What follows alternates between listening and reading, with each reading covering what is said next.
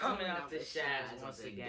Okay, guys, today in this video, we're gonna be doing Scary Animated Stories Part 6. Make sure you like, comment, and subscribe. Hit that bell and share.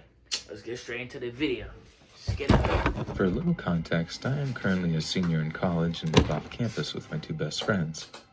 This time of year, particularly around Thanksgiving, my friends try to help me stay busy as it is typically a difficult time for me. My mother left our family the week of Thanksgiving when I was 8 years old, and my dad passed away 5 years ago on November 22nd.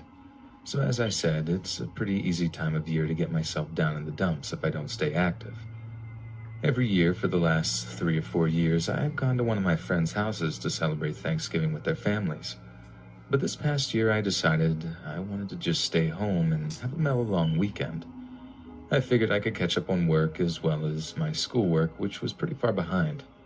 My roommates and I didn't live particularly close to the university. We lived in a suburb about 15 to 20 minutes outside of the school. This was nice because we didn't ever have to host any parties. We could just attend them near campus and head back home afterwards. Anyways, there was one house on our street that didn't quite match the others.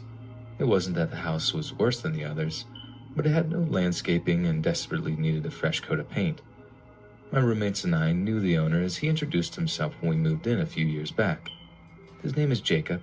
He's about 5'6" and probably weighed 100 pounds soaking wet. Every time we've had an interaction with him, he was always very nice and polite. He even helped us fix our porch light when it broke last summer.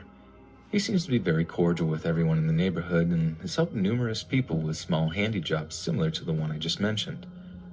On the Wednesday night leading up to Thanksgiving, my two roommates went back to their families' houses in their hometowns. They both asked several times if I was 100% sure I wanted to spend Thanksgiving alone and that I'd be fine by myself. I honestly thought I would be and thought perhaps enough time had passed that I could just focus on other things and not dwell on the past. I stocked up on Mountain Dew so I could stay awake after my assignments to play some PlayStation.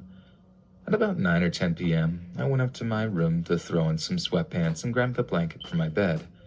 I glanced out my window and saw Jacob, sitting on his front porch with the two porch lights on. I didn't think anything of it and went downstairs into the kitchen and made a peanut butter and fluff sandwich.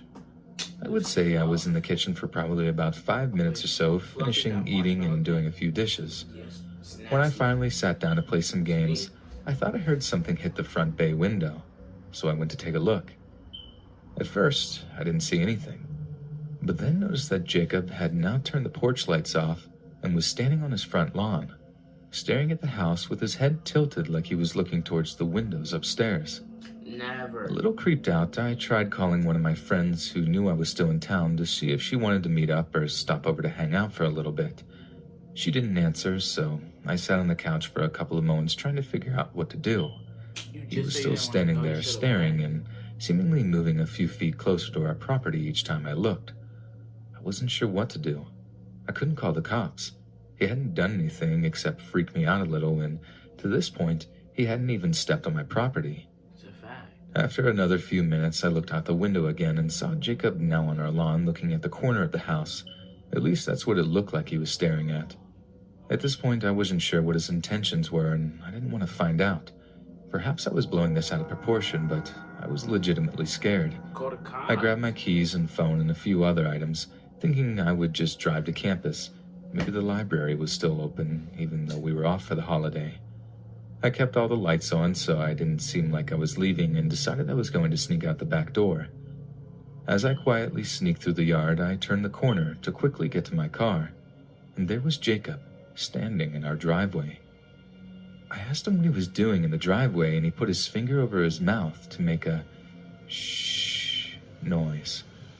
I slapped him as hard as I could and made a run for it past my car. My instincts and adrenaline told me to just run until I found someone or someplace else. As I got about a block or two down the road, I saw a bunch of cop cars pull up towards the area of my house. Confused, I began to go back towards my house, thinking perhaps another neighbor saw Jacob stalking outside of my house and called the police.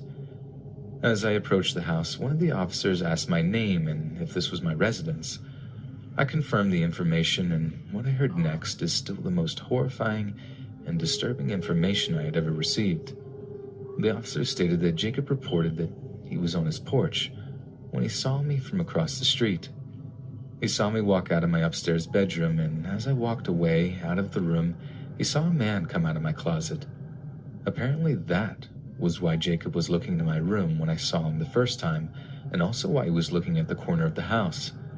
He was following the intruder who was now walking into my roommate's room.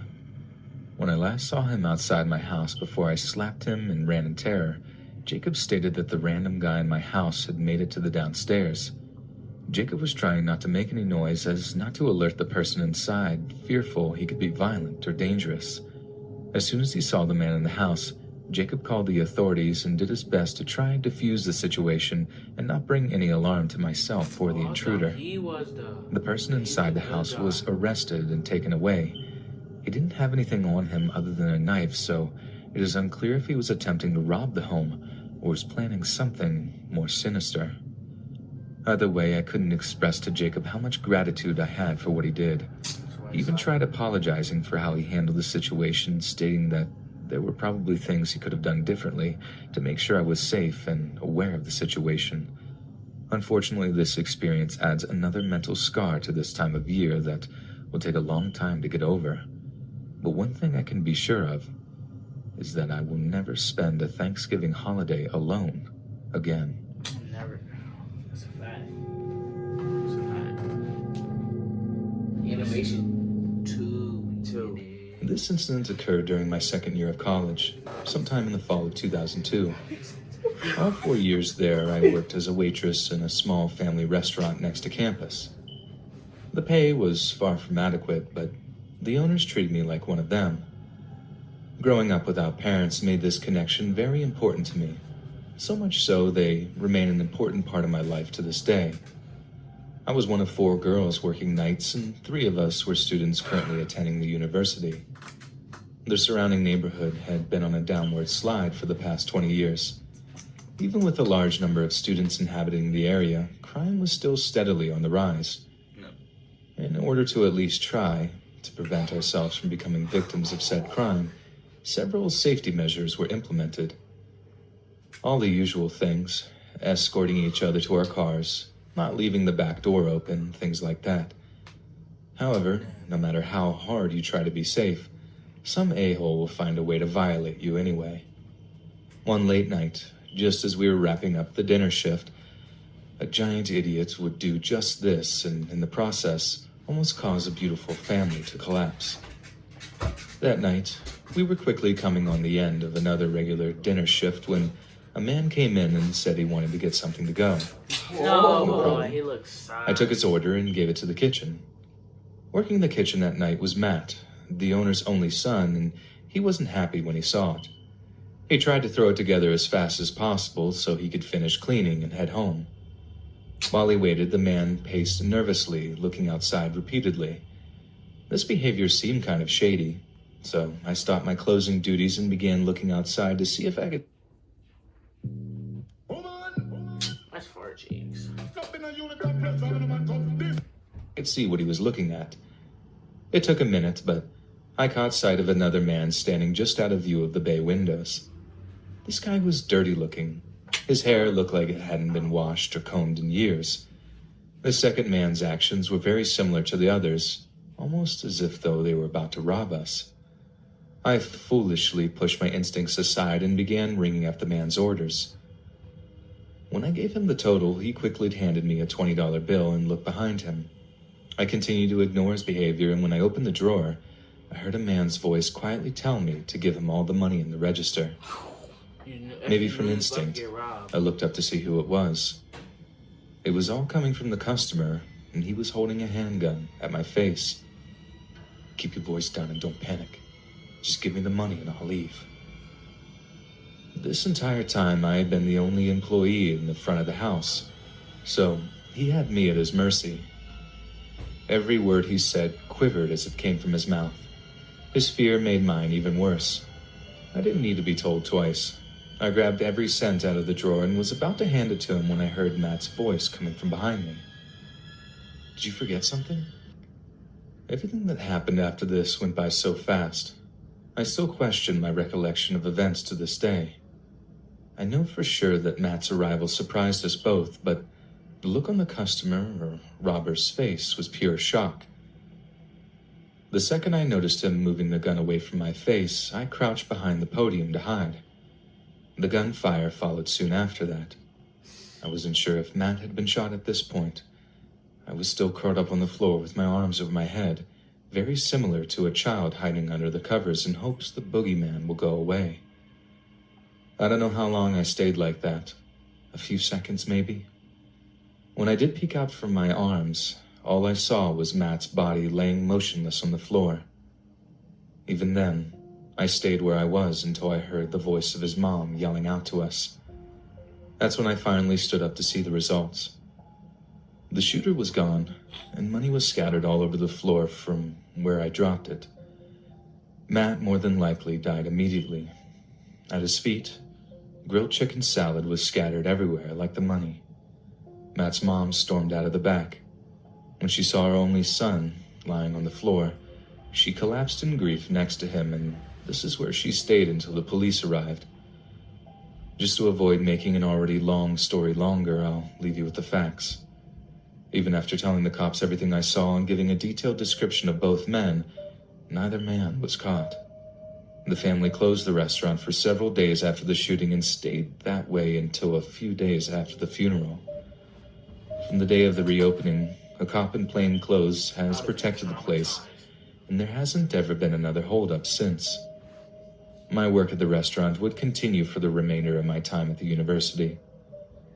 I was shaken up for quite a while, and may have been for far longer if it wasn't for the love and support of the family. We seem to have served as a coping mechanism for one another, and through the shared pain of Matt's death, brought closer together. After I graduated, I moved on and am currently living in Atlanta with my partner. The restaurant continues running 5 days a week and doing well. It seems the neighborhood may be on its way up. In the last year, several large companies have opened branches, and the continued growth has proved to be a positive thing for all concerned. Allison, the matriarch of the family, recently told me on a phone call that she was willing to put up with the hipsters that were slowly invading the area. After all, they were a big step up from the murdering crackheads that had been seen there before. My son tried to come out, he got dinged. Alright guys, that's gonna be it for this video. Make sure you like, comment, and subscribe. Hit the bell and share. Let's see what else we got. We got Come Out the Shad Coming in a few years. in a few years. It's gonna be coming out. You dig what I said? So it's your boy Sean and Ja. It's your boy Sean. It's your boy Ja. And we going back in the shads. Going back in the shads.